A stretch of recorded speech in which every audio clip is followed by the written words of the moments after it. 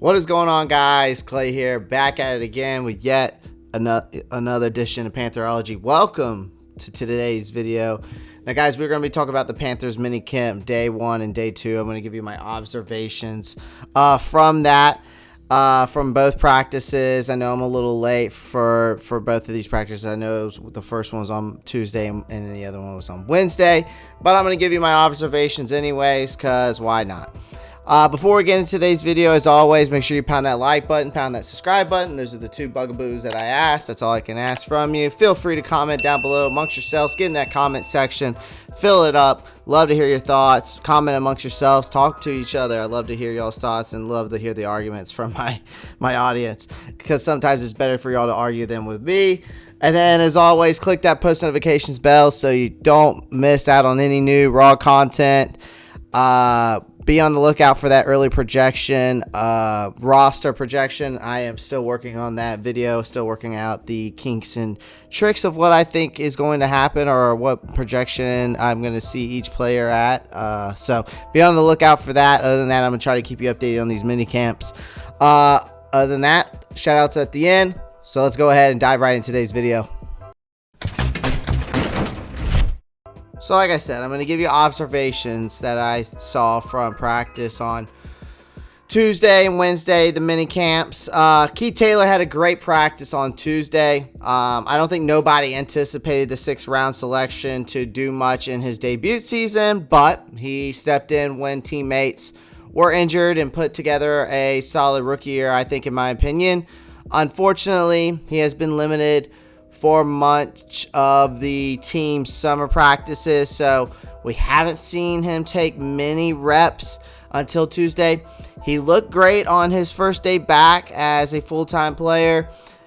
He intercepted 2 passes and nearly intercepted a third, which was great to see. Class was definitely in session on Tuesday as well.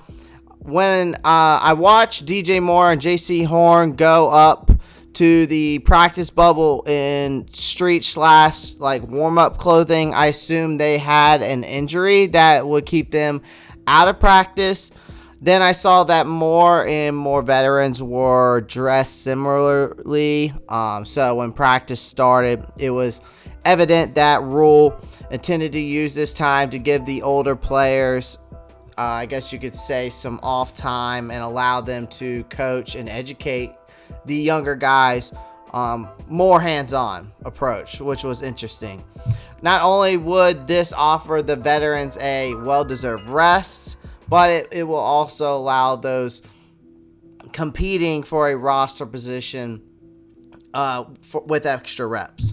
So the Panthers then finished their second minicamp session on another scorching day in the heat, but the intensity was high. After almost an hour and 30 minutes of practice, kicker Zane Gonzalez kicked one through the uprights from 56 yards out, thus ending the day, which I'm sure they were all happy about that. I mean, being out in that heat, I definitely was.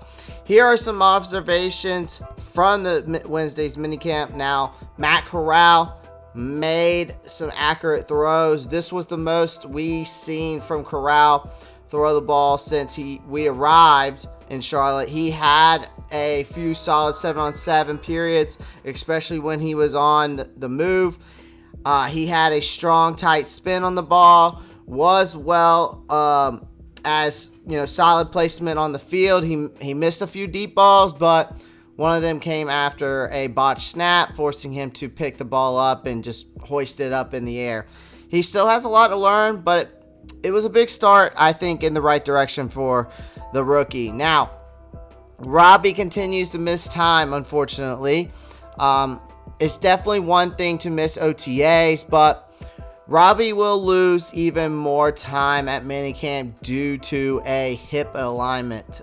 He wasn't wearing a jersey today and was confined to some minor side work, although he stated that his retirement tweet was not meant to be taken seriously. He does not appear to be focused as he was a few years ago. His absence from OTAs and a lack of repetitions at minicamp will force him to play catch up once the team gets in Spartanburg for the training camp. Although Robbie is behind schedule, Matt Rule believes he will catch up in the next month and will be able to hit the ground running. And I sure hope so. Now, several undrafted free agents are making an impression here already.